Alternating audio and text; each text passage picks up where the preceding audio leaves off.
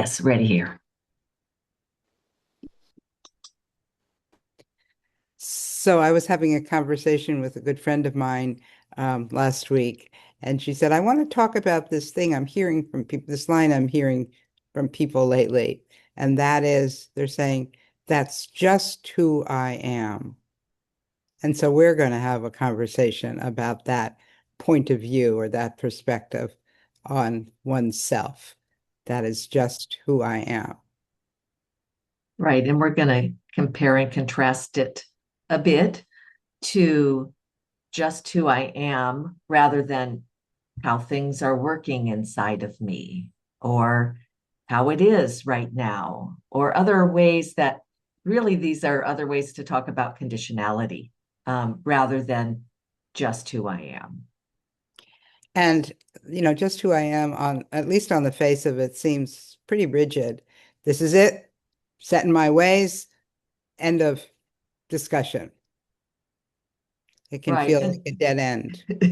it can, it can. And, I was thinking about where some of our dead ends come from. And for me, being raised in a religion, I remember I was told who I was, and I could kind of see it from some of the ways I acted.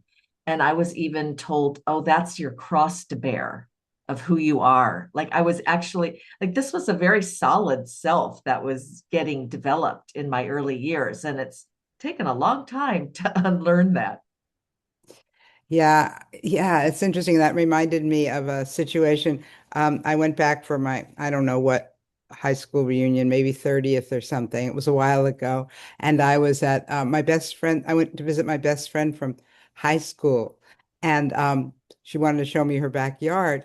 And so we went out to the backyard and I shut the back door and we were locked out. And she said, that's always who you are. That's just who you are. You would do that. And I was so befuddled because I didn't even know what she was referring to. And we were locked out.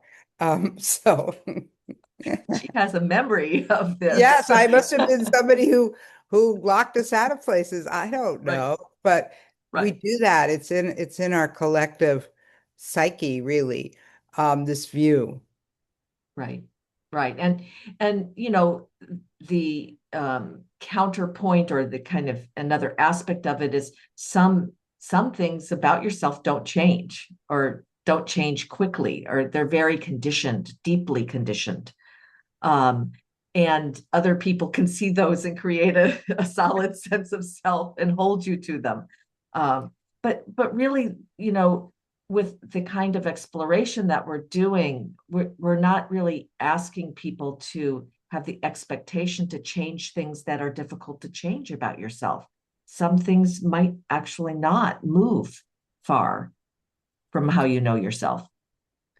But I want to go back a moment there. You raised a good point there that I'm going to think about some more, that other people reinforce this. They just see that these qualities, and I'm sure we all have done that or do that with other people. We see these qualities and we create a rigid sense of their self and sometimes state it out loud, which makes the whole thing stronger. Yeah, that's another kind of example of how we are dependently arisen Right. with who we're interacting with the situation we're in, with how we're feeling that day, with so many different conditions, a different kind of personality or self can appear. Right. And, probably that line that my friend was talking about, that she had heard from others, just who I am, probably that too changes. In the moment, they might have said, that's just who I am. But in another moment, they might likely have felt different, somewhat different. Right, right. Because we're often in a maybe in a situation where we're taking up a role or wearing a certain hat, or even where we have a calling to do something, which that becomes kind of dominant or Mhm. primary. And maybe even all parties agree that's who you are, in that situation. And it actually helps to have people in roles or wearing certain hats to orient us. Oh, that's fun. I've taken crocheting back up, so I'm making different hats. So wearing different hats, like that metaphor is nice. It's a good one for me right now. But what we're really talking about with that metaphor is a perspective that we are not one self. We don't think we're uh, not self either, because that would be actually kind of a self in a way. But that there's a lot of fluidity, movement, maybe the sense of being different selves under in different situations. Oh, say something else about not self being a self. I came out of my mouth. Let's see if Ah, I can do that, Linda. Well, that's how when I bristle against the term not self, it seems like there's this other thing called not self that I should or could aspire towards, but it does feel in a way like a self, like like yeah. I don't know if I can do better. yeah.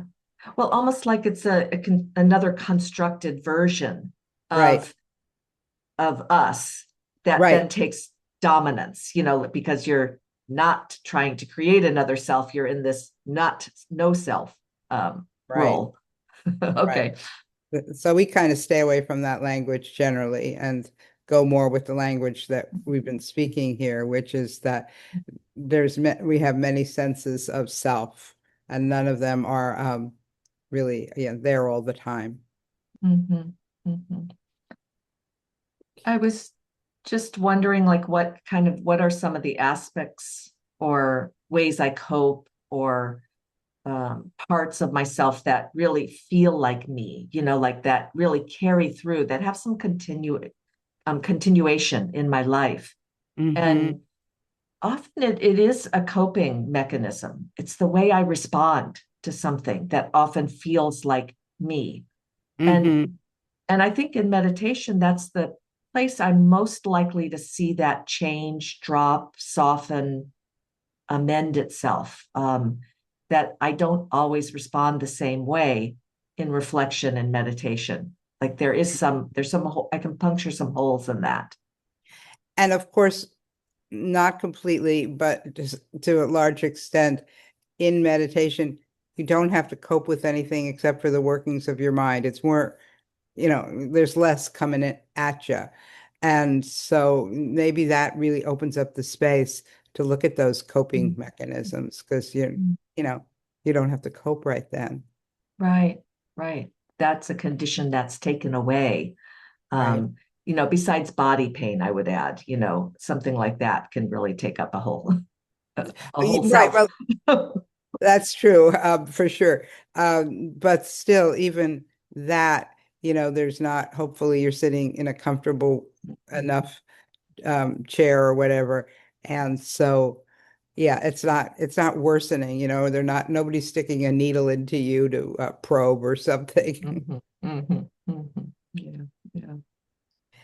So there is so the point we're making, Linda, let's just summarize it in a way, is that a lot of this rigidity has been created to cope with dukkha, the hard stuff in our life, right? Mm. And it can become rigid.